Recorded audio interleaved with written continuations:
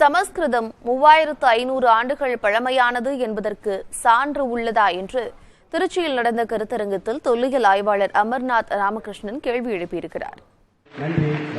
Trichy bishop Heber கல்லூரி தமிழ் ஆய்வுத்துறை, வரலாற்றுத்துறை மற்றும் வரலாற்று பாதுகாப்பு இயக்கம் சார்பில் சிந்து முதல் பொருணை வரை என்ற தலைப்பில் மாநில அளவிலான கருத்தரங்கம் நடைபெற்றது.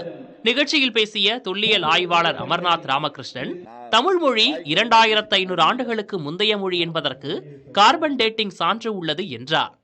ஆனால் சமஸ்கிருதம் 3500 ஆண்டு பழமையானது என்பதற்கு சான்று உள்ளதா என்று அவர் கேள்வி எழுப்பினார்.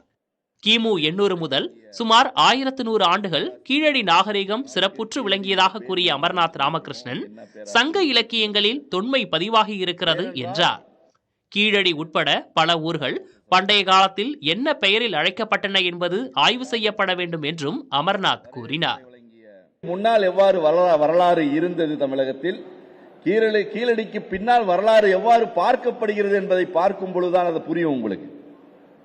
கீழடிக்கு என்ற ஒரு இடம் கண்டுபிடிக்கப்பட்ட பிறகுதான் அதனுடைய உண்மைத்தன்மை நமக்கு தெரிந்தது. சங்க இலக்கியம் சொல்பவை எல்லாம் பொய் அல்ல, புரட்டுக்கள் அல்ல, பல ஆதாரங்களை நமக்கு விட்டு சென்றுள்ளன என்ற கருத்தை நமக்கு எடுத்து சொல்றது. நீங்க பட்டினப்பாலை வரியெல்லாம் பாருங்க, பெரிய பெரிய நகரங்கள் இருந்திருக்குங்க, மாட மாளிகைகள் இருந்திருக்குங்க, வீடுகள் இருந்திருக்கு, தெருக்கள் இருந்துள்ளன, அனைத்தும் இருந்துள்ளன. எங்கே போய்விட்டது என்ற கேள்விதான் நம் முன்வைத்தார்கள். சங்க இலக்கியங்கள் சொல்கின்ற அனைத்து செய்திகளும் மிகவும் அற்புதமாக இருக்கிறது. ஆனால் ஆதாரங்கள் எங்கே என்று கேட்டாங்க. நம்ம காவிரி பூம்பொன்னும் போய் தோண்டி பார்த்தோம், நம்மளால ப்ரூவ் பண்ண முடியல. அங்க போனா புத்திஸ்ட் விகாரா தான் கிடைக்குது நமக்கு. என்னடா பார்த்தா புத்த சமயத்தை சார்ந்து தான் கிடைக்குது நம்ம சொல்றோம். அதே போல அரிக்கமேடு தோண்டினார்கள். அரிக்கமேடில் தோண்டும் பொழுது பார்த்தீங்கன்னா உங்களுக்கு ரோமானிய கால தொடர்புகள் தான் கிடைக்கிறது. ஆனால் ரோமானிய கால தொடர்புகளை பற்றி சங்க இலக்கியங்கள் தெளிவாக விளக்கிய உள்ளன. யவனர்களின் தொடர்புகளை பற்றி தெளிவாக விளக்கிய உள்ளன சங்க இலக்கியங்கள். ஆனால் அதை மேலோட்டமாக நாம் பார்த்துவிட்டு சென்றோம். அதே போல ஆதிச்சநல்லூர் பற்றி எந்த தகவலும் இல்லை சங்க இலக்கியத்தில். எந்த இடமாக அது அழைக்கப்பட்டிருக்கும் என்ற தகவல் இல்லை. தமிழில் எழுதி IAS ஆன முதல் நபர் என்ற பெருமை பெற்றவரான ஆர் பாலகிருஷ்ணன் IAS 30 ஆண்டுகளுக்கு மேலாக ஆய்வுகளை மேற்கொண்டு வருபவர்.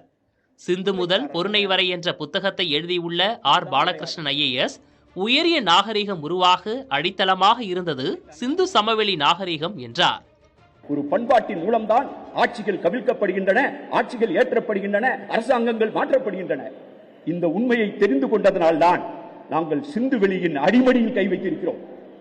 கொற்கை, வஞ்சி, தொண்டி என்ற 400 ஊர்களுக்கு நீங்கள் பதில் சொல்லுங்கள். அந்த 400 ஊர்களின் அச்சரேகையும் தீர்க்கரேகையும் நான் படித்து காட்டியிருக்கிறேன். உனக்கு எதெல்லாம் பிடிக்காதோ அதெல்லாம் எங்களுக்கு பிடிக்குது. உனக்கு சிவப்பு வண்ணம் பிடிக்காது, சிவப்பு வண்ணத்தை நீ மிலேச்ச வண்ணம் என்று சொல்லுகிறாய். ஆனால் சிந்துவெளியில் எங்கு பார்த்தாலும் சிவப்பு, பானை சிவப்பு, செம்பு சிவப்பு, சுவர்கள் சிவப்பு, எல்லாம் சிவப்பாக இருக்கிறது. அடுத்து கருப்பு சிவப்பு. உனக்கு கருப்பையும் பிடிக்காது, சிவப்பையும் பிடிக்காது. தொல்காப்பியர் சொல்றது கருப்பும் சிவப்பும் வெகுளி பொருள. அந்த கருப்பு சிவப்பு பாண்டம் தான் டீஆக்சிடைசேஷன் மெத்தட்ல அது ஒரு ஸ்பெஷலா தான் நீங்க கிரியேட் பண்ணணும். கருப்பு சிவப்பு பாண்டத்தை அவர்கிட்ட கேட்டு பாருங்க. இன்னைக்கு கருப்பு சிவப்பு பாண்டம் தான் இந்தியாவினுடைய ஆக சிறந்த இந்தியா துணைக்கண்டத்தினுடைய பேன் இந்தியன் பாட்டரி என்ற கருத்தை நான் எழுதியிருக்கிறேன்.